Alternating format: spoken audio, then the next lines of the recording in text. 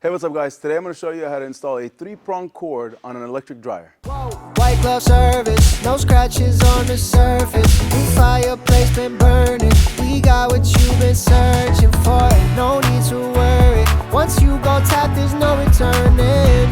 It's your hookup for appliances. The appliance plug, the plug, the plug. The appliance plug, the plug. Warning: electrical shock hazard. Disconnect power before servicing. Replace all parts and panels before operating. Failure to do so can result in death or electrical shock. All right, so first off, when you're installing the 3-prong dryer cord, the main difference when you're looking at cords for a dryer cord is that it's got the 3-prong, but the one at the top here is in the shape of an L.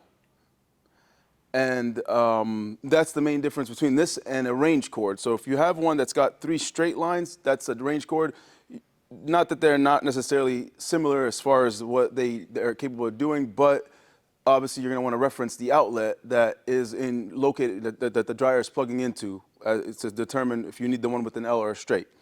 Now moving forward, the only tool that I'm actually going to need to go ahead and get this cord installed is just this multi-tool, because it's got a few different options, and we can go ahead and just jump right into it. You're going to turn your dryer to the back side and locate where the cord will be installed. That's going to be where you're going to find your terminal block. We're going to go ahead and pop this cover off.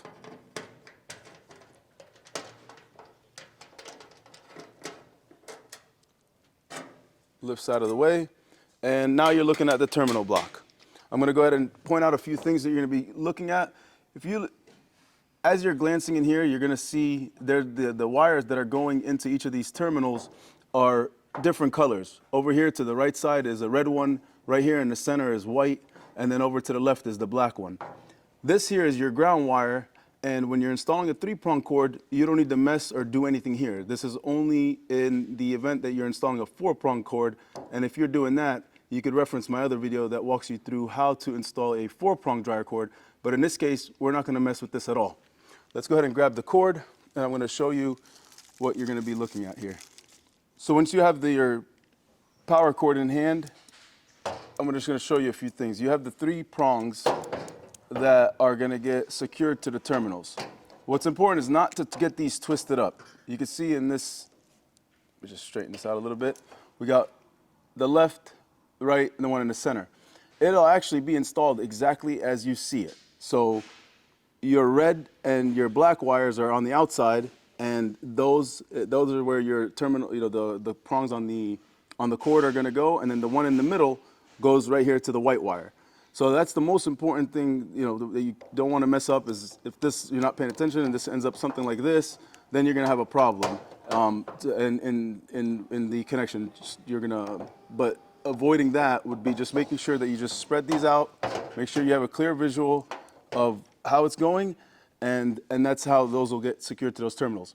Now the strain relief, this is important to install so that the cord doesn't get tugged or pulled in the event you're moving it around. The easiest way to put this on is going to be to actually you could remove it from here, loosen these screws, I'll slide it out, and it just goes in just like this. You could put one, then the other, and then you secure the screws. So I'm going to remove it out so I can get that in there, and then we'll get that secured up.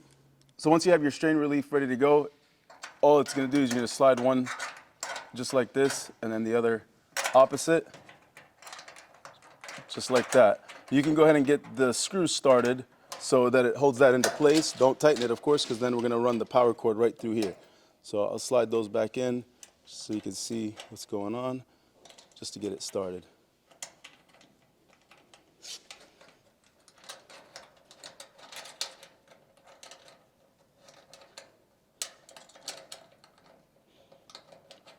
All right, so just like that, and I'm going to go ahead and tighten those down just a bit so that they don't come apart on us.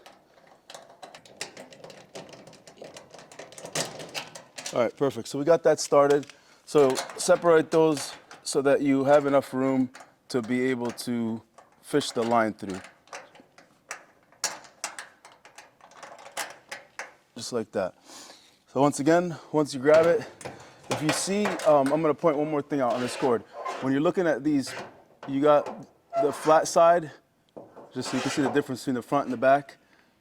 And then when you're installing it on the terminal block, this is going to be the smoothest way to get them installed to where they go flat. So as you run this line through, so you're not twisting the cables once you go through, I'm just going to run it right through here and pull it right out and give yourself enough slack so that you can get it secured to the terminal block without yanking on the cord or putting any kind of pressure on the terminal block either. Get that pulled out. And so I'm here, and you can see I got plenty of room to get to these screws. These are going to get mounted right behind these 3 screws. So we can go ahead and get that done, and then we'll loosen we'll tighten down pull out any excess line and tighten down the strain relief. So we'll go ahead and start here on the right side. Just pop this screw off, just like this. Be extra careful in this step so that the screw doesn't end up falling in through here, because it's going to be a nightmare trying to get it out. And let's go ahead and get this far one on the right secured.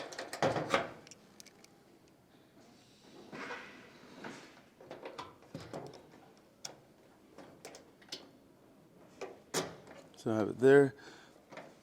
These are machine screws, so be extra careful to prevent cross-threading them. So it should be like a really smooth tightening of the screw. If you feel like you're having to apply pressure, then start over so that you don't cross-thread that screw. So get it on and make sure these are tightened as tight as possible. You want to secure these so that you don't end up with a loose connection and essentially a short.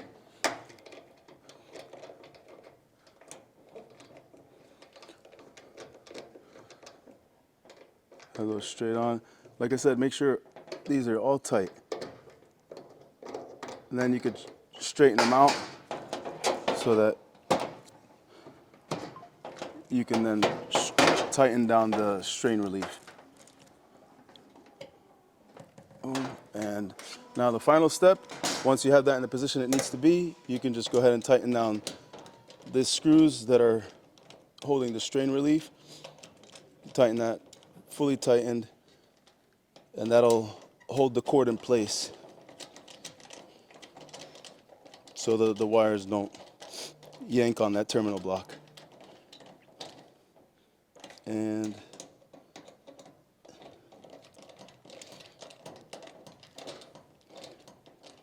just like that, and that's all secured, ready to go. Your final step is going to be to reinstall your cover plate. So depending on the dryer you're working with, just get that back on. But that gives you an idea of how it should look. And of course, double check to make sure that none of your wires got crossed. I got my center going in the middle, left, right.